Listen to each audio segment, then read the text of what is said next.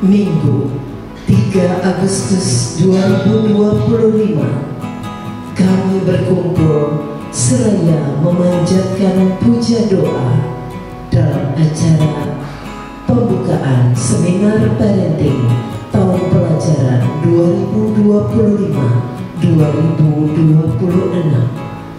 untuk melaksanakan seminar pada pagi hari ini. Ini adalah salah satu inovasi disiplin di luar Rapura dalam rangka memberikan pelayanan yang terbaik kepada anak-anak kita. Bagaimanakah kita sebagai orang tua bisa menjadi pendamping yang terbaik bagi mereka? Untuk mengupas tuntas hal tersebut, telah hadir di tengah-tengah kita seorang pakar yang sangat kompeten di bidangnya.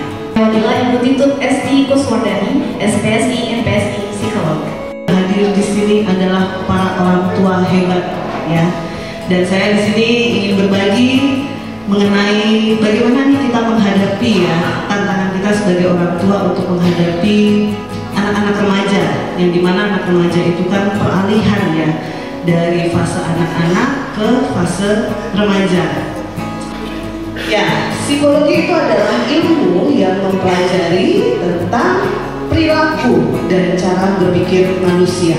Namanya manusia itu dari sejak lahir sampai nanti di fase sebelum menghadapi kematian. Kemudian di situ ada emosi dan proses mental yang terjadi. Karena jadi secara singkat, psikologi manusia itu terdiri dari kognitif, yaitu cara berpikir, emosi, dan perilaku. Jadi ada 3 hal yang membentuk manusia.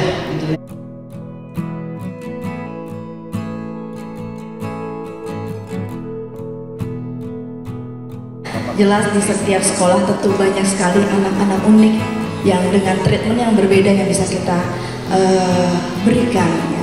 Jadi selama ini yang saya lakukan kepada anak-anak yang memiliki permasalahan, jadi saya memposisikan diri saya sebagai teman. Jika sudah nyaman, semua akan terbuka. Demikian. Jadi kita bisa tahu di mana treatment yang tepat untuk mereka.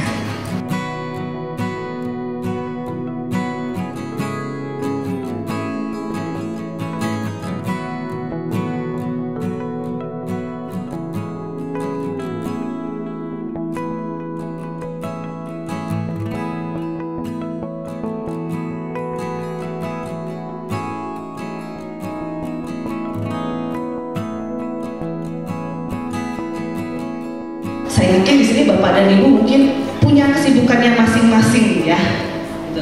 Tapi tentunya jangan sampai itu mengurangi momen kebersamaan Bapak dan Ibu dengan anak-anak. Nggak perlu dengan jumlah yang banyak Harus setiap hari kuantitasnya banyak tapi nggak berkualitas.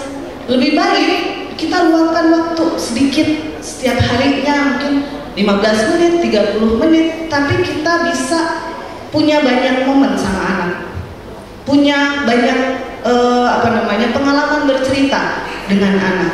Itu lebih penting dibandingin kuantitas.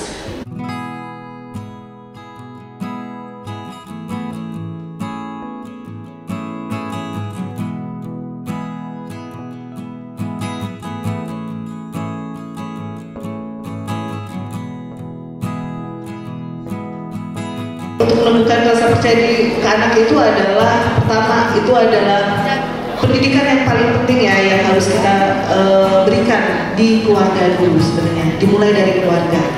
Bagaimana keluarga itu bisa mengapresiasi setiap apapun itu yang dilakukan oleh anak, termasuk dari secara fisik dulu. Nah, ini sebuah keresahan juga bagi orang tua karena game online ini sering membuat anak-anak ini terlambat, kemudian tidak fokus di kelas, bahkan mengantuk. Kemudian dari awalnya anak-anak ini yang awalnya ekstrovert, kemudian jadi introvert, yang biasanya ini aduan dari orang tua itu bilang, dulu anak saya itu bisa bergaul, pertemuan keluarga itu dia sering ikut, tapi setelah dia main game, dia hanya mengurung diri di kamar, kemudian disuruh makan susah, bahkan mandi pun susah. Ya, itu sering terjadi dan itu mempengaruhi interaksi sosialnya antara manusia dengan manusia, karena dia lebih senangnya dengan teman yang tidak pernah dia temui. Jadi sangat mengambil waktu dan menyita waktunya dia di rumah, juga berpengaruh secara prestasi di sekolah. Yang bisa dilakukan adalah konsisten dengan aturan yang kita buat. Kalau di rumah gitu ya, tetapkan aturan itu, kesepakatan sesuai dengan kesepakatan kita dan anak gitu loh. Lebih ke jam, batas waktu berapa lama untuk melakukan penggunaan gadget. Kalau perlu gunakan ya tadi ya family link gitu ya, dibatasin dari HP-nya orang tua, sehingga di jam-jam yang kita tentukan itu anak nggak bisa akses HP-nya dia. Misalnya dari dia harus tidur jam berapa, jam 9 malam atau jam 10 malam, maka batasin itu dari family link gitu ya, dari HP orang tua untuk membatasi jam terakhir penggunaan gadget itu jam berapa, dan durasinya pun bisa ditentukan di situ. Emang nggak nyaman pertamanya buat anak pasti akan memberontak, akan marah dan sebagainya. Yang bisa kita lakukan tetap konsisten dengan aturan itu. Karena kalau kita ikutin lagi, anak akan memakai gitu ya senjata itu, dan itu akan semakin sulit dikontrol. Lebih ke sana. Terus kemudian kita jelaskan, kamu boleh marah gitu ya, marah dulu nggak apa-apa.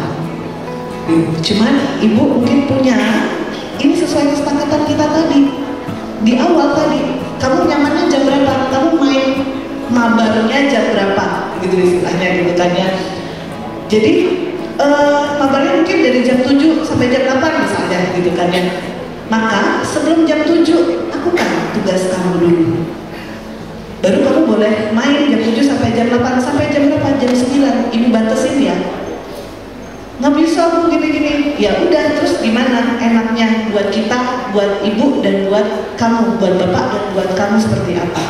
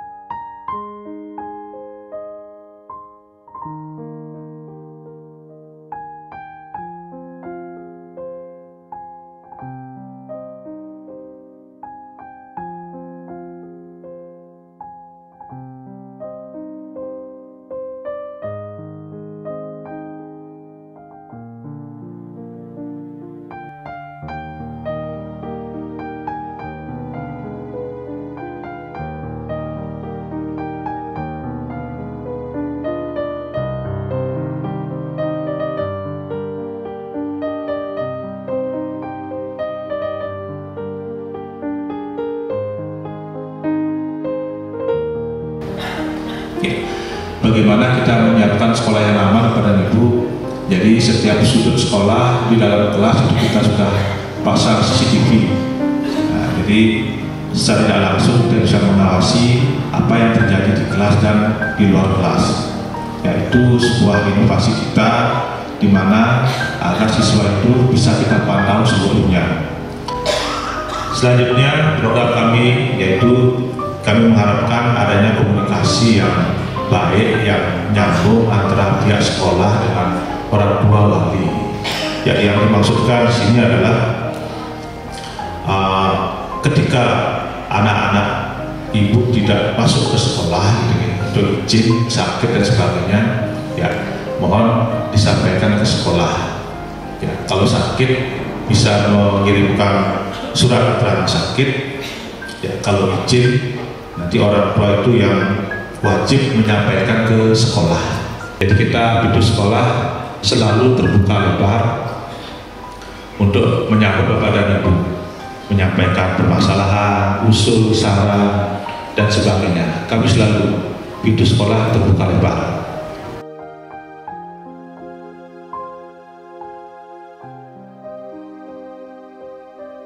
Ya, jadi minat dan bakat siswa itu tidak hanya ada di bidang akademik saja, ya. Ada anak yang pintar di matematika, kita wadahi. Ada anak pintar di bidang menyanyi, menari, juga kita wadahi lewat pentas seni.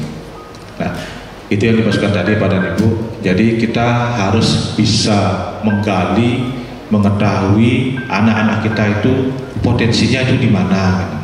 Kita sampaikan ada tarian, ada menyanyi, ada menari tradisional maupun tari modern, ada yang bisa berpuisi, ada yang karaoke, ada yang band, semua itu kita berikan wadah. Kita punya panggung yang besar di sekolah, setahun hampir kurang lebih 4 kali kita mengadakan kegiatan pentas seni. Itu juga bertujuan agar anak-anak itu memiliki rasa percaya diri, Bapak Ibu. Yang tadi awalnya malu-malu tampil di depan umum, di panggung, sekarang kita siapkan panggung, sehingga ada anak yang tadinya pemalu, dia mau tampil, akhirnya dia percaya diri. Itu kiat-kiat kita supaya anak itu tidak hanya fokus di belajar di kelas saja, di akademik. Non-akademik juga kita bangkitkan sehingga ada keseimbangan antara otak kiri dan otak kanan. Kita di sekolah Bapak Ibu tidak mengizinkan anak membawa HP ke sekolah, kecuali, nah ini ada kecualinya Bapak Ibu. Jadi kita tidak anti dengan teknologi. Jadi kecualinya itu adalah ketika anak itu ada pelajaran tertentu yang akan menggunakan HP untuk menunjang proses pembelajaran, itu kita izinkan. Kalau kita tidak mampu menyelenggarakan ekstra, itu anak-anak bisa mengikuti ekstra di luar sekolah. Jadi kita di sekolah memiliki kantin yang sehat. Kenapa bisa kita mengatakan sehat? Karena sekolah kita sudah sering dikunjungi, diperiksa oleh BPOM. Ya, beberapa sampel makanan dan minuman yang kami jual di sekolah itu sudah diperiksa dan hasilnya sehat dan layak untuk dikonsumsi. Jadi itu nanti anak-anak, Bapak Ibu tidak usah khawatir ketika anak-anak itu berbelanja di sekolah. Kita sudah antisipasi, kita sudah programkan, dan kita sudah pastikan makanan minuman yang dijual di kantin itu adalah makanan minuman yang sehat dan aman untuk dikonsumsi. Selanjutnya Bapak Ibu, kita lanjut ke tata tertib siswa Bapak Ibu. Jadi sekolah kita itu besar, berprestasi karena tata tertib siswa itu tertib mengikuti aturan yang ada di sekolah. Kita intinya adalah tidak membiarkan adanya bullying gitu ya. Kita konsisten dengan anti bullying. Cukup antusias, mudah-mudahan ini kehadiran keseluruhan ada mencapai 90%. Nah, kalau sampai tidak mencapai 90% atau katakanlah di bawah 50%, berarti apa tema seminar kita tadi itu tidak mengena. Karena kenapa? Karena seminar tadi kan di mana program sekolah itu sangat membutuhkan dukungan daripada para orang tua siswa. Karena dengan dukungan orang tua siswa berarti keyakinan, percaya diri, rasa percaya diri anak-anak kita bersekolah di SMP 2 itu akan tumbuh lebih baik.